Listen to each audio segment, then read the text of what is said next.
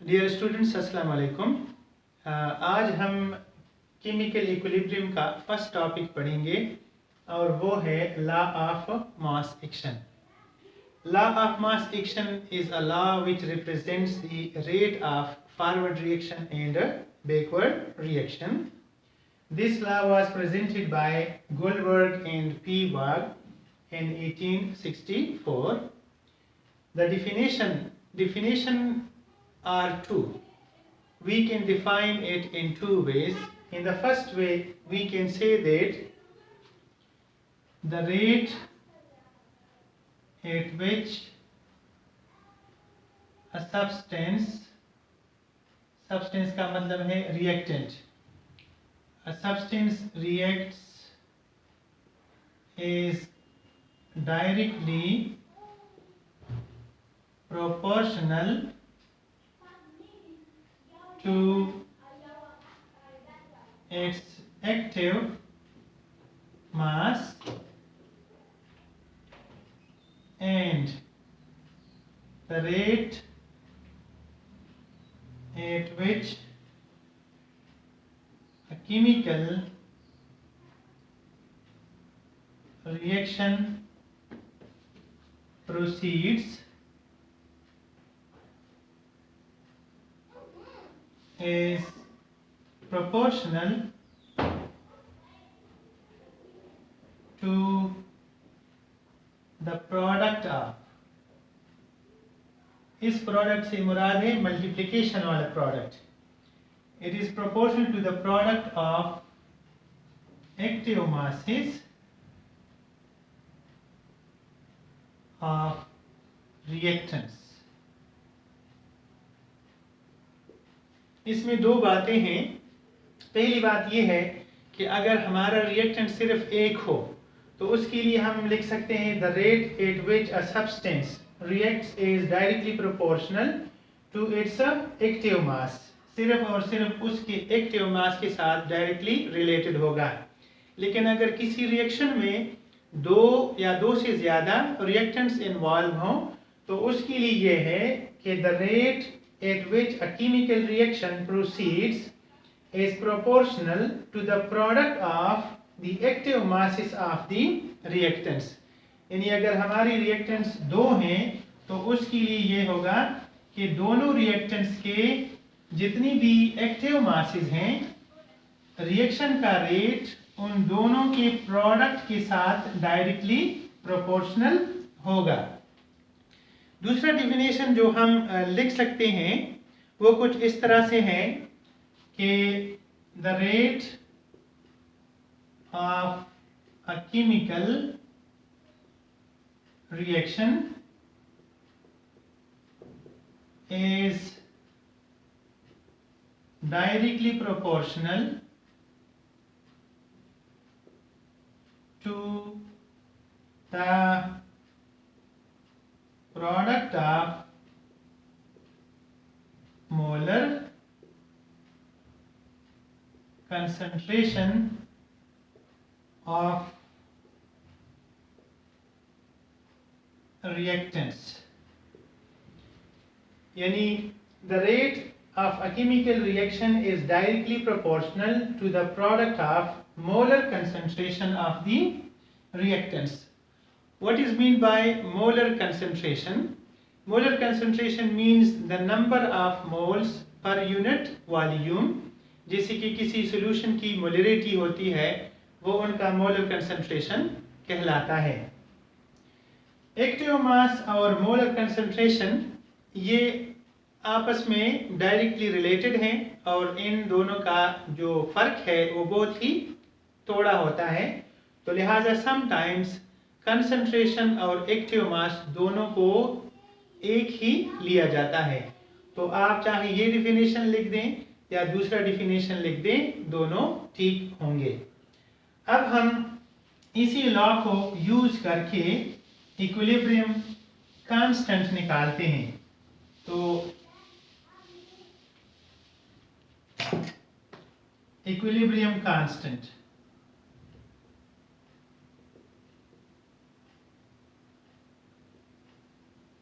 या equilibrium constant expression किसी भी केमिकल रिएक्शन के लिए हम इक्विलिब्रियम कांस्टेंट एक्सप्रेशन डिराइव कर सकते हैं। तो सपोज करें कि हमारे पास दो केमिकल्स हैं और एक का नाम A है, दूसरे का नाम है B। A के A मोल्स और B के B मोल्स आपस में रिएक्शन कर रहे हैं और इससे प्रोडक्ट C और D बन रहे हैं।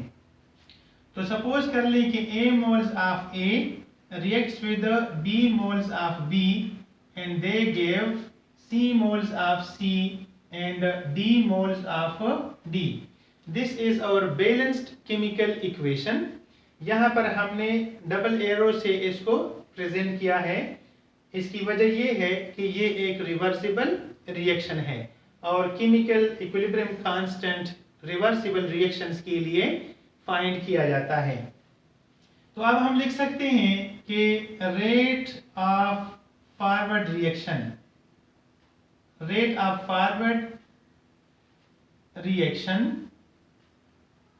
is directly proportional to concentration of A to the power A and concentration of B to the power B. Similarly हम लिख सकते हैं कि RF is equal to KF multiplied by concentration A power A and concentration of B power B, where KF is called rate constant. इसको कहा जाता है rate constant. Rate constant से मुराद होता है कि किस रेट के साथ ये रिएक्शन प्रोसीड कर रहा है। तो अगर फर्ज करो हम एक मोल ले लेते हैं और B भी 1 मोल ले लेते हैं, तो इस सूरत में जब ये 1 और 1 हो जाएंगे तो RF और KF आपस में इक्वल हो जाएंगे। इसका मतलब है कि rate constant is equal to the rate of a chemical reaction when the concentration of reactants are taken unity.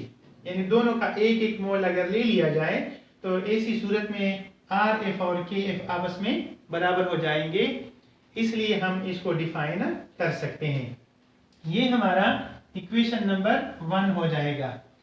Similarly the rate of reverse reaction, क्योंकि ये रिएक्शन एक रिवर्सिबल रिएक्शन है, इसलिए the rate of reverse reaction is directly proportional to the concentration of C power C and concentration of D power D। हम लिख सकते हैं कि rate of reverse reaction is equal to K reverse into C power C and D power D। This will be our equation number 2। ये हमारा equation number 2 है। अब इस स्टेज पर हम एक कंडीशन अप्लाई करते हैं और वो कंडीशन ये है कि हमें पता है कि एट इक्विलिब्रियम, जिस वक्त इक्विलिब्रियम एस्टेब्लिश होता है, at equilibrium state the rate of forward reaction is equal to the rate of reverse reaction. Rate of forward reaction rate of reverse reaction के इक्वल होता है at the time of equilibrium. तो therefore we can put the value of RF here and the value of RR here। वो ये है कि KF into A power A multiply by B का power B, this will be equal to KR C का power C and D power D। अब यहाँ ये constant है और यहाँ पर ये कांस्टेंट है, दोनों कांस्टेंट्स को हम इकट्ठा कर लेते हैं। जब इन दोनों को इकट्ठा करना होगा तो हम KR को लेफ्ट हैंड साइड पर ले आते हैं, जबकि जो वेरिएबल्स हैं C और D, A और B, इन दोनों को इकट्ठा करने के लिए हम A B को राइट पे ले जाते हैं। इस तरह से हमारा इक्वेशन बनेगा KF divided by KR is equal to C power C and D power D divided by A power A into B power B। ये हमारा इक्वेशन नंबर 3 हो जाएगा। इसके बाद चूंकि ये भी कांस्टेंट है, ये भी कांस्टेंट है, तो इन दोनों का रेशो हम एक कॉमन कांस्टेंट के साथ ले सकते हैं। तो वो है KF divided by KR is can be taken as equal to KC. What is meant by KC? KC is called equilibrium constant with respect to the concentration of reactants and products. K का जो छोटा सा C लिखा है, इस C से ये मुराद है कि we will take the concentrations of C, D, A and B. तो हम लिख सकते हैं अब अगर हम इसको इक्वेशन नंबर 3 में पुट करें तो KC will become equal to CC into DD divided by A का power A and B power B. This is called equilibrium expression for a reversible reaction. KC किस चीज के ऊपर डिपेंड करता है और किस चीज के ऊपर डिपेंड नहीं करता, तो वो कुछ यूं है कि KC डिपेंड्स ऑन टेम्परेचर। अगर आप एक रिएक्शन कर लेते हो एक लो टेम्परेचर के ऊपर और वो इक्विलिब्रियम स्टेट में आ जाता है, उसके बाद आप C, D concentrations, A, B concentrations find करते हो, इसको इस इक्वेशन में पुट करते हो तो KC की एक वैल्यू हासिल हो जाती है। लेकिन अगर आप यही एक्सपेरिमेंट एक हायर टेम्परेचर पे रिपीट करते हो तो हायर टेम्परेचर पर C concentration, D concentration, A और B कंसंट्रेशन डेफिनेटली डिफरेंट होंगे पिछले एक्सपेरिमेंट से। इस वजह से KC की वैल्यू डिफरेंट हो जाएगी एट द नेक्स्ट या जो डिफरेंट टेम्परेचर आपने रखा है। फर्स्ट एक्सपेरिमेंट में आपने टेम्परेचर कम रखा है, सेकंड एक्सपेरिमेंट में आपने टेम्परेचर ज्यादा रखा है, तो दोनों सूरतों में KC की वैल्यू डिफरेंट होगी। सिमिलरली अगर एट अ पार्टिकुलर टेम्परेचर, अगर फर्ज करो टेम्परेचर आपने कांस्टेंट रखा हो तो KC जो है ये डिपेंड करती है किस चीज के ऊपर, depends on concentration of A, concentration of B, concentration of C and concentration of D। जितना कंसंट्रेशन इनका होगा हम उनकी वैल्यूज यहाँ पुट करेंगे और KC की वैल्यू हम फाइंड करेंगे। तो आमतौर पर ये देखा जाता है कि अगर एक ही एक्सपेरिमेंट बार बार रिपीट किया जाए लेकिन टेम्परेचर को कांस्टेंट रखा जाए तो every time the KC value will remain same. ये था हमारा एक मैथमेटिकल प्रोसीजर कि जिसके अंदर हम KC एक्सप्रेशन फाइंड आउट करते हैं और ये है हमारा लॉ ऑफ मास एक्शन के बारे में। अब हम कुछ एग्जांपल सॉल्व करते हैं इसी KC के हवाले से। तो बुक के अंदर जो एग्जांपल गिवन है, बुक के अंदर जो एग्जांपल्स गिवन है मैं आपको वो करा देता हूं। अब कुछ एग्जांपल्स में आपको करा देता हूं जिसमें इक्विलिब्रियम कांस्टेंट एक्सप्रेशन इस्तेमाल होता है। उसमें ये है कि सपोज कर लें हमारे पास एक प्रोसेस है जिसको कहा जाता है हार्बर्स प्रोसेस और इसमें होता है प्रोडक्शन ऑफ अमोनिया। तो इसमें ये है कि हम नाइट्रोजन का 1 मोल लेते हैं और 3 मोल्स हाइड्रोजन का लेते हैं। इन दोनों को मिक्स करके आयरन कैटलिस्ट के प्रेजेंस में और तकरीबन 450 डिग्री सेंटीग्रेड के टेम्परेचर के ऊपर जब इन दोनों को रिएक्ट कराया जाता है तो इस दौरान अमोनिया गैस की प्रोडक्शन हो जाती है। तो ये तीनों की तीनों गैसीय स्टेट में होते हैं। अब इस जैसे रिएक्शन के लिए KC एक्सप्रेशन किस तरह से लिखा जाएगा, उसके लिए है कि KC will be equal to, हम लिखेंगे कंसंट्रेशन ऑफ प्रोडक्ट्स, और प्रोडक्ट क्या है हमारा अमोनिया, तो हम लिखेंगे concentration of ammonia gas raised to the power of its coefficient। Balance chemical equation में इसका जो कोएफिशिएंट होता है वो हम यहाँ पर लिखेंगे।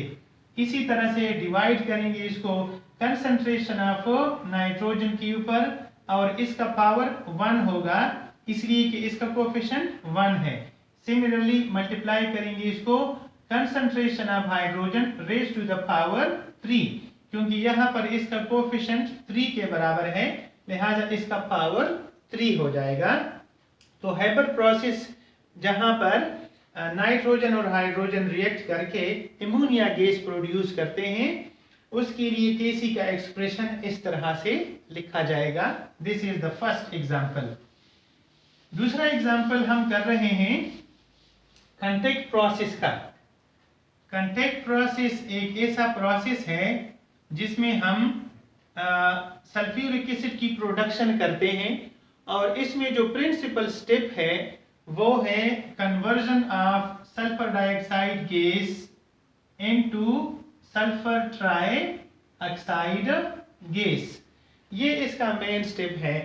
तो इसको जब हम बैलेंस करेंगे तो बैलेंस करके हम लिख सकते हैं 2SO2 + O2 = 2SO3। Sulphur dioxide के 2 मोल्स और ऑक्सीजन का 1 मोल, जबकि सल्फर ट्राइऑक्साइड के 2 मोल प्रोड्यूस हो रहे हैं। अब इसके लिए केसी का एक्सप्रेशन किस तरह से लिखा जाएगा, वो इस तरह से लिखेंगे कि सल्फर ट्राइऑक्साइड के कंसंट्रेशन का पावर 2 लिया जाएगा, सल्फर डाइऑक्साइड का पावर भी 2 लिया जाएगा क्योंकि इन दोनों के कोएफिशिएंट्स 1 हैं, और ऑक्सीजन का पावर जो है वो 1 लिया जाएगा, इसलिए कि इसका कोएफिशिएंट यहाँ पर ओनली 1 है। तो this will be the equilibrium constant expression for contact process where the sulphur dioxide is reacted with oxygen in the presence of vanadium pentaoxide catalyst and 450 degrees centigrade in order to produce the sulfur trioxide। Sulphur trioxide को further water में dissolve करते हैं और इस तरह से हमें sulphuric acid मिल जाता है। तीसरा जो एग्जांपल है वो है प्रोडक्शन ऑफ हाइड्रोजन आयोडाइड। उसके लिए ये है कि हाइड्रोजन गैस को अगर आप आयोडीन गैस या आयोडीन के वेपर्स के साथ रिएक्ट कराते हो तो इससे हाइड्रोजन आयोडाइड बन जाता है। अब इसका इक्विलिब्रियम कांस्टेंट एक्सप्रेशन लिखने के लिए हम लिखेंगे hydrogen iodide power 2 divided by hydrogen gas power 1 and iodine gas power 1। ये ऑलरेडी बैलेंस है, हमने इसको 2 लिखकर बैलेंस कर दिया है, तो इसका पावर 2 आ जाएगा, जबकि इन दोनों का पावर 1 होगा। So this is the equilibrium expression for hydrogen iodide production. एक और रिएक्शन में आपको कराता हूं, वो है decomposition of phosphorus pentachloride. Phosphorus pentachloride PCl3 जब हम इसको डिकम्पोज करते हैं तो क्या होता है, decomposition of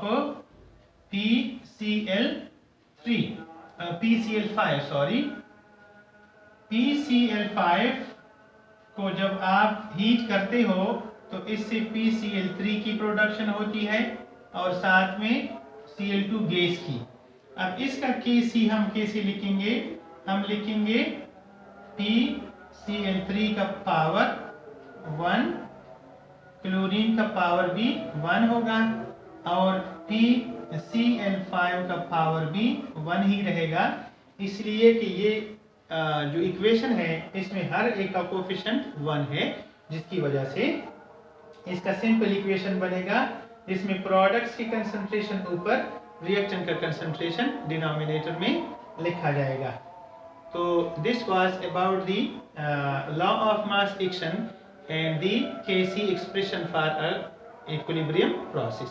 Thank you very much.